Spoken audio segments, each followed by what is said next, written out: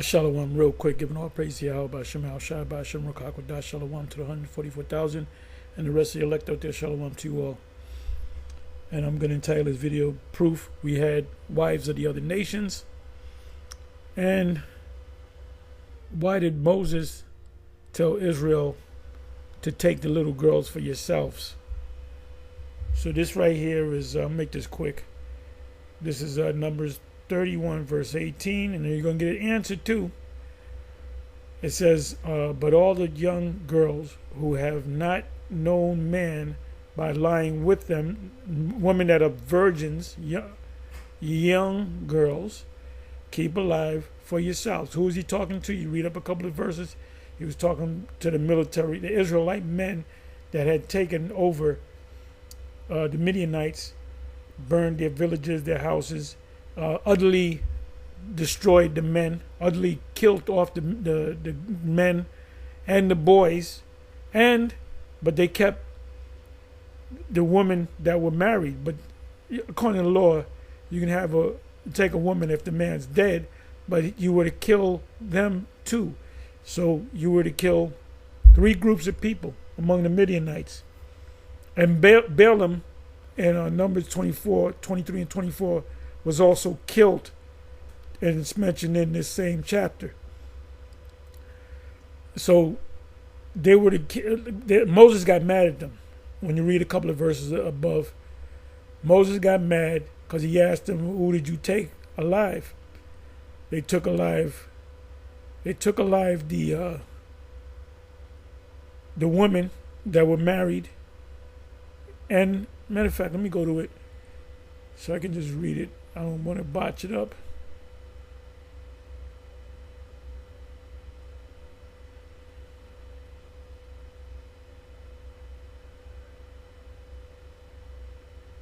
Okay, right here. You can read the whole chapter. And Moses was wroth or angry with the officers of the host, the army, which were Israelites, with the captains of thousands and captains of over hundreds, which came from the battle. So they got what was called spoils, booty. And Moses said unto them, have ye saved all the women alive? Behold, these caused the children of Israel through the counsel of Balaam to commit trespass against Yahweh in the matter of Peor, Baal Peor. When these women had sex with their husbands, they did it in the name of their god, Baal Peor. And there was a plague among the congregation of the Lord, which are the Israelites. So they were laying with these women, and the woman would say, okay, I'm gonna give you, you're gonna have sex, you're gonna be able to deal with me, but you got to do it in my God's name. There's certain religion that goes into temple prostitutes, where you had these temples where you lay with prostitutes, and it would be a shrine of their god, and she's having sex to appease her god, which are fucking heathens. Now therefore kill. So Moses is saying, why you got these women that are married, women that are of a certain age? They're going to lead you into sin. They're going to lead you into idolatry, right? But now above that, let me do this. I'm going to come down here. We went through this Saturday. I just wanted to go through it again. And this shows you that the Midianites were of another nation. Let me see.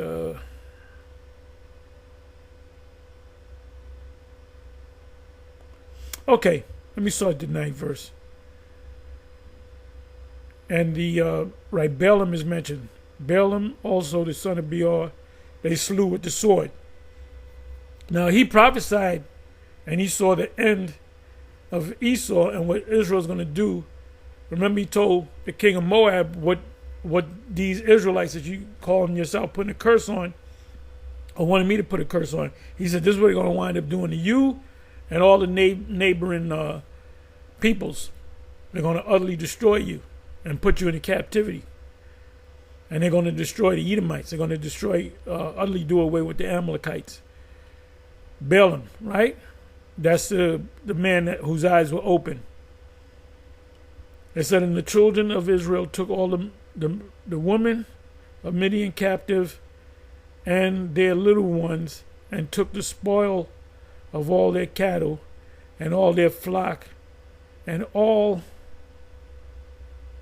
their goods. They took what they wanted. They killed and they took. And part of the taking was taking the women.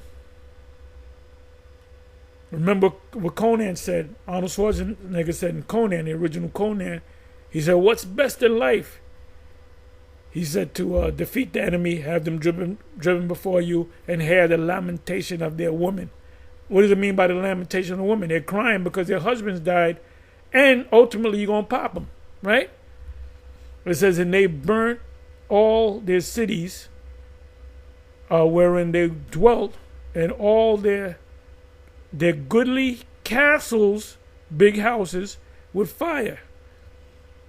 And they took spoil, anything that was worth anything, they took it. And remember when they came against the Canaanites, they were told not to take any of the spoil. Don't deal with their women, just kill them. Just kill them. Burn their cities. And all the prey, both of men and beasts. So they killed the beasts too. All of men, so all the men were wiped out. This is what the Moors did when they went down to southern Italy. They separated the women from the men, and they slaughtered the men, and those women became these Moors' wives, whether the women liked it or not. And what we do, if one brother had 5 of them, he popping all 5 of them, got them chained up, and they're gonna have children, and they're gonna have a maternal instinct for that child, even though it was taken by force, and you're gonna love that child, even though you're not an Israelite. But the children that you have are actually Israelites. You have are not an Israelite. That's what Edomite said recently on a short. Jake Dew was asking certain Edomite looking woman, could be Jake's, what would you prefer, a white man or a black man? She said a black man. He said, why? To preserve my seed, my children, so they can have melanin. So the Spirit was talking through her. Because they know, even Edomite men, they know that their kingdom's going down. Trump is worried about whether he's going to go to heaven or not. And if he's asking me, yeah, of course you're going to go to heaven. You're going to go in the spiritual realm like everybody else. But the thing is, what are you going to go through when you come back on the earth? Everything's reincarnated. That's something that a Christian don't understand. And they brought the captives and the prey and the spoil unto Moses and Eleazar, which was the son of Aaron the high priest, and the priest, and unto the congregation of the children of Israel, unto the Israelites, unto the camp at the plains of Moab, which are by Jordan near Jericho. Now it said the children of Israel. It actually, the word there is sons of Israel, because the only ones that were there at this area, the plain of Moab, were Israelite men with swords and weapons. And they slaughtered the men. Did I read that part? I believe I read it. If I didn't, I'll run into it again. And he brought the captives, 13th verse. And Moses and Eleazar the priests and all the princes of the congregation, meaning the Israelites, said all the princes, because they're all princes, went forth to meet them without the camp. And Moses was wroth or angry with the officers, the Israelite men of hosts, which the captains of over thousands, the captains over hundreds, which came from the battle, came from the slaughter, because they slaughtered them. And Moses said unto them, Have ye saved all the women alive? Behold, these caused the sons of Israel through the counsel of Balaam to commit trespass against Yahweh in the matter of Peor. And there was a plague among the sons of the Lord, or the Israelites. when you go to Numbers 25 about the was it Eleazar? I think it was Eleazar Phineas, one of them that put the javelin through the stomachs of a Israelite man popping a Midianite woman, because they were doing it in the name of, he agreed to do it. He wanted to get off on a woman, but she said, "You got to pray to, we got to do it in the name of my God." So that was their form of praising their God. Now therefore kill every male among the little ones, because the order was given to kill all the men, the grown men, and even the little ones, and kill every woman that have that have known man by lying with him, meaning married women. Kill them, kill the men, kill the boys, kill the wives. But all the women, children, young women, girls, that have not known a man by laying with him, keep alive for yourselves. So now I'm going to come back to the chat.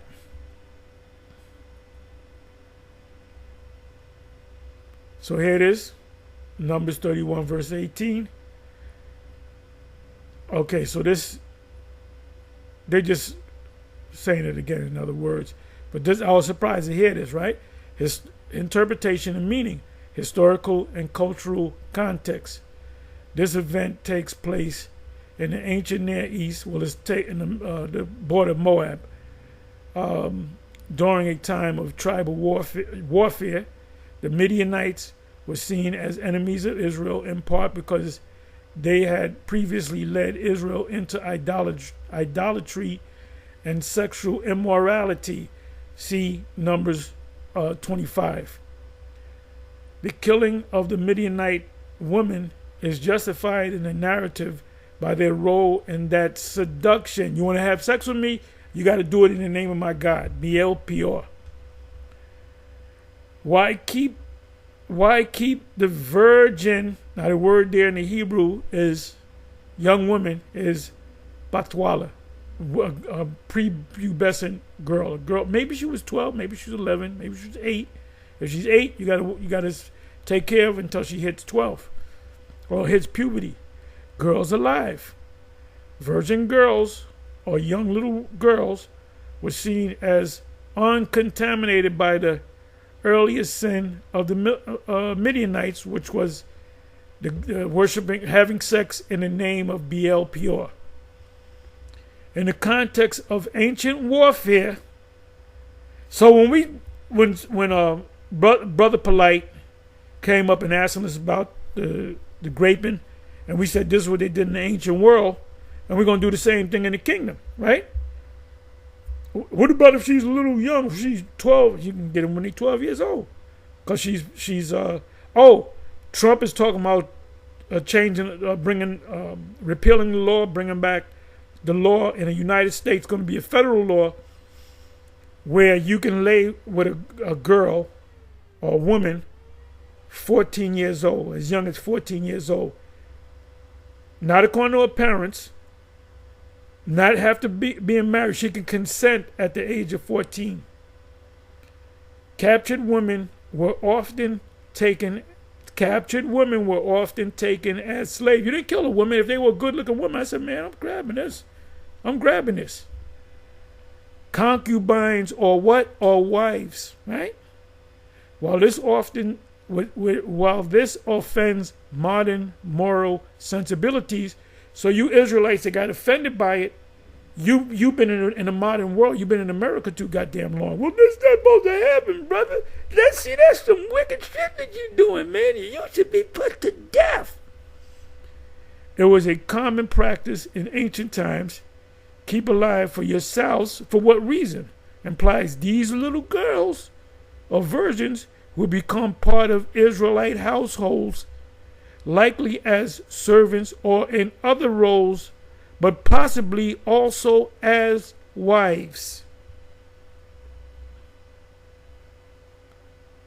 Ethical and theological questions. This verse raises significant ethical concerns for modern readers. Yeah, because you can't be doing that, brother. Even Israelite, wasn't that, brother? that ain't right, brother. That you can't be raping nobody, man. That's wrong, man. That ain't right, man. See, them GMS guys, them damn bum-ass niggas. Fuck them. I'm going to send Dwayne on them. But Dwayne going to roll up. It says, in the name of Jesus, especially around issues of violence, gender, and the treatment of captives. Like when you have a conversation, make sure you have certain weak-minded, weak-ass, punk-ass niggas, Israelites, that are emotional. Make sure you don't talk about this because he's going to get emotional. Hey, you getting around with the brother and you talking this stuff. You know, you're reviewing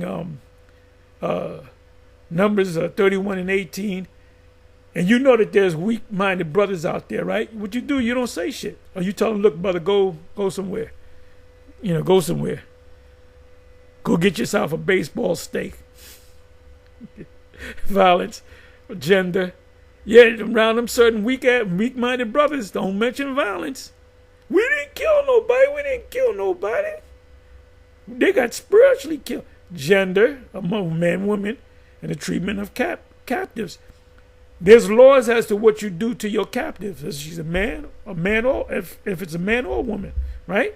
Is that some view this as a reflection of the harsh Israelites of ancient war culture.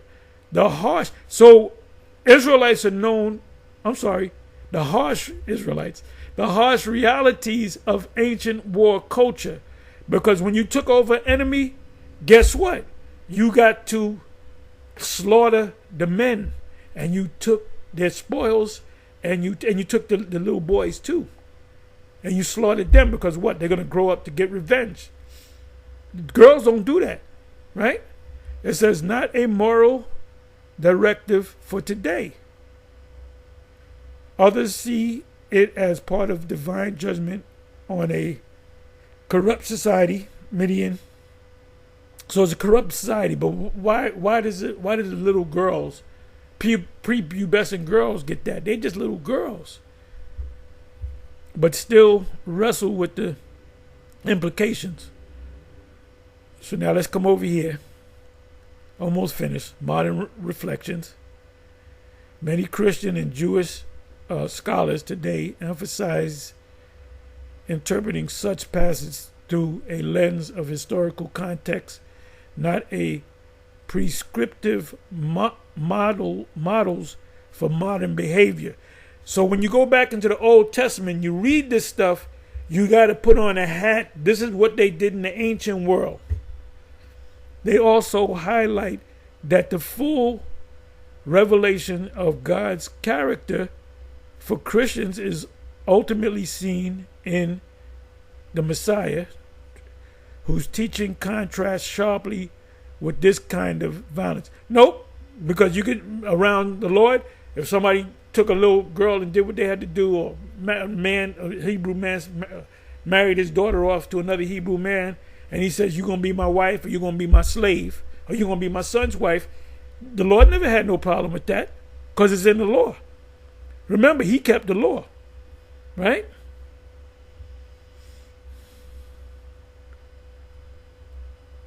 There's a couple of scriptures. One scripture comes to mind, Galatians 4 and 1.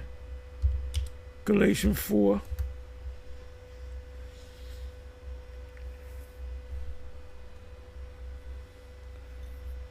Now I say that the heir is as long as he is a child, different nothing from his servant, though he be Lord of all.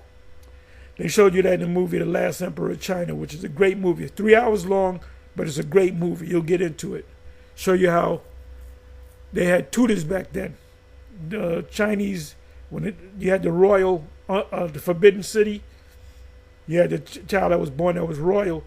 They would get a man from a scholar from England to show him life. And when he was a young man, he was getting virgins. He said, but is under tutors of governors until the time appointed of the Father.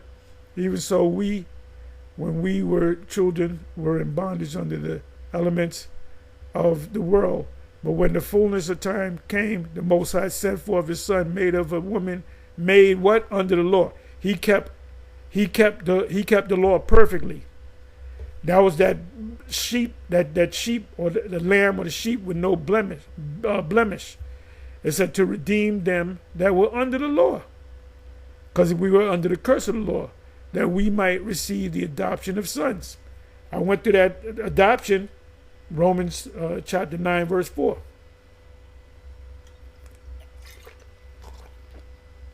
So anyway, that's all I wanted to say. With that, on to the next. Shalom.